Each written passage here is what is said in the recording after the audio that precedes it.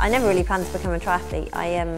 I was working hard very long hours as a junior doctor and had put on quite a lot of weight and suddenly decided that actually I needed to get fit. So signed up for the London Triathlon as a challenge, really the same way that people sign up for half marathons and things. And then a week after that I got dumped by my boyfriends and got very drunk in a nightclub, and someone told me about this Ironman thing, and it was yeah, it was really a drunken dare. So I said if I was single on New Year's Day I'd do an Ironman, and then on New Year's Eve I met someone who'd done an Ironman and he said it was amazing, so that was fate really. And yeah, signed up to Ironman UK and never really thought I'd finish it.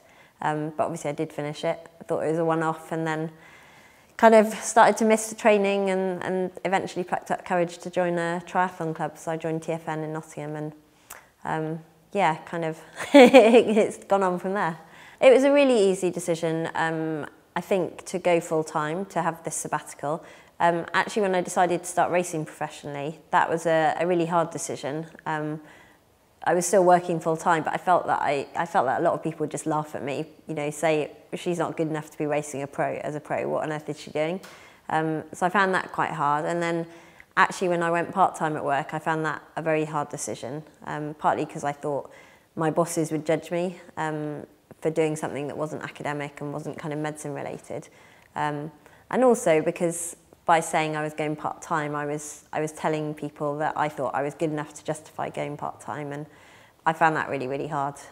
But once I made the decision, I never looked back, and certainly now I have absolutely no doubts that, you know, now having finished my PhD, it's the right time to give myself a chance to have the gap years and, yeah, and have a bit of fun.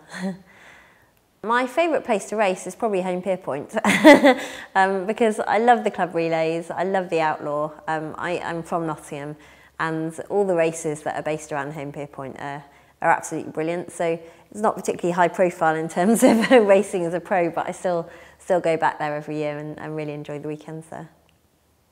I don't have any expectations going to Kona. I think the fact that I've qualified is for me what I set out to do at the start of the year. So I've kind of already achieved what my #1 goal was. So yeah, whatever happens there is going to be a bonus, and it would be great to put together a good race and see where that puts me. It would be very disappointing to go and have a mechanical or get your nutrition wrong or something. I would say I haven't really adapted my training at all at the moment yet for Hawaii. I'm having a little bit of a break after Lanzarote. So I'm training very hard, but I'm trying to get a little bit of speed back and not just doing big miles for the sake of big miles at the moment. Coming up to Hawaii, I'll obviously think a bit more carefully about what I'm going to do, and particularly nutrition and racing in the heat, and I guess being aero on the bike is really important.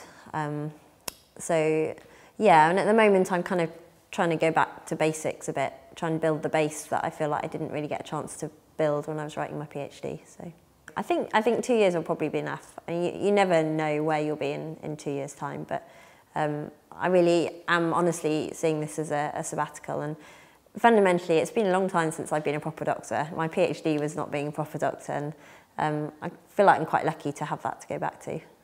You know, to have a job that I know I really enjoy to go back to in the long run.